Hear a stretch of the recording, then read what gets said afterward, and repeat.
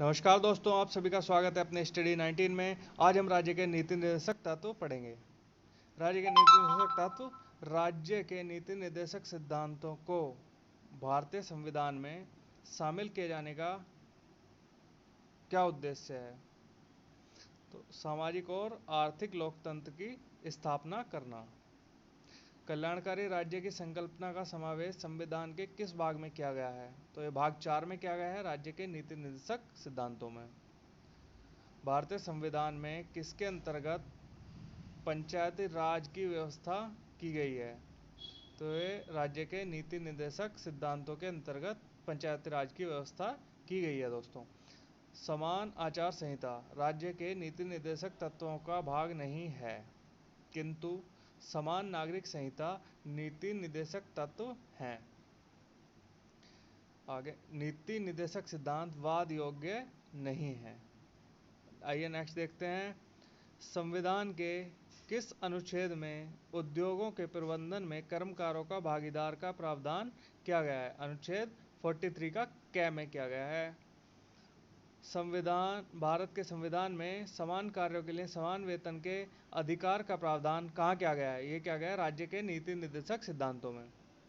पुरुषों और स्त्रियों दोनों का समान कार्य के लिए समान वेतन राज्य के नीति निर्देशक तत्वों में निहित है। इसमें नेक्स्ट है, राज्य के नीति निर्देशक सिद्धांतों में कौन सा अनुच्छेद अंतर्राष्ट्रीय शांति और सुरक्षा के संवर्धन में संबंधित है? अनुच्छेद 51। राज्य के नीति निर्देशक सिद्धांत एक ऐसा चेक है जो बैंक की सुविधा अनुसार अदा किया जाता है। यह कथन किसका है? यह कथन है केटी साहा का। आइए दोस्तों, अब देखते हैं नीति निर्देशक तत्व से संबंधित कुछ महत्वपूर्ण अनुच्छेद। इसमें पहला अनुच्छेद 36 है, नीति निर्देशक तत्वों के संदर्भ में राज्य की परिभाषा। अब इसमें अनुच्छेद 37, न्यायालयों द्वारा परिवर्तनीय न होना। 38 है, लोक कल्याण की अभिवृद्धि के लिए सामाजिक व्यवस्था बनना। 38 का 2 है, आय की असमानताओं को कम करने का प्रयास। 39 का कै है, निःशुल्क विधिक सहायता उपलब्ध कराना। 39 कै, सामुदायिक को भौतिक संसाधनों का स्वामित्व व नियंत्रण इस प्रकार हो कि जिससे सामूहिक हितों की सर्वोत्तम रूप में प्राप्ति हो। 39 का गह, पुरुषों व स्त्रियों दोनों को समान कार्य के लिए समान वेतन। 39 का डह, पुरुष और स्त्री कर्मकारों के स्वास्थ्य व शक्ति का तथा बालकों की सुकुमार अवस्था का दुरुपयोग न हो। अनुच्छेद 40, ग्राम पंचायतों का गठन। अनुच्छेद 41, कुछ दशाओं में काम, शिक्षा व लोक सहायता पाने का अधिकार। इसमें 42, काम की न्याय संगत एवं मानवोचित दशाएं तथा प्रसूति सहायता। अनुच्छेद 43, कर्मकारों के लिए निर्वाह मजदूरी आदि। अनुच्छेद देखते हैं अब इसमें 43 कै, उद्योगों के प्रबंधन में कर्मकारों का भाग लेना। अनुच्छेद 43 ख, सहकारी समितियों के स्वैच्छिक गठन, स्वयं संचालन, लोकतांत्रिक नियंत्रण और व्यावसायिक प्रबंधन को बढ़ावा देना। अनुच्छेद इसमें 44, सभी नागरिकों के लिए एक समान नागरिक संहिता होना। अनुच्छेद 45, 6 वर्ष से कम आयु के बच्चों के लिए निःशुल्क व अनिवार्य शिक्षा का प्रावधान। अनुच्छेद 46 में SC ST दुर्बल वर्गों के शैक्षिक व आर्थिक हितों की अभिवृद्धि।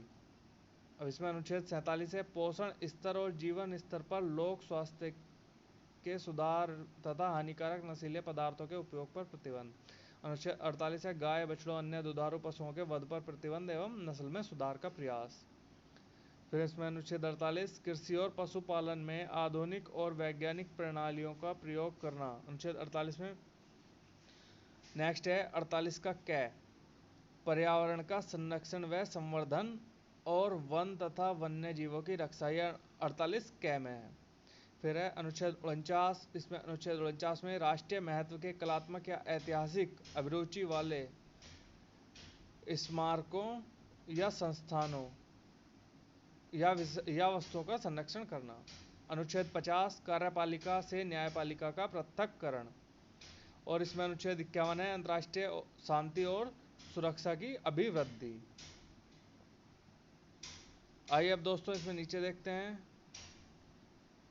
मूल अधिकार कानूनी रूप से मान्य हैं, जबकि नीति निर्देशक तत्व नैतिक एवं राजनीतिक मान्यता प्राप्त हैं। ठीक है, नमस्कार।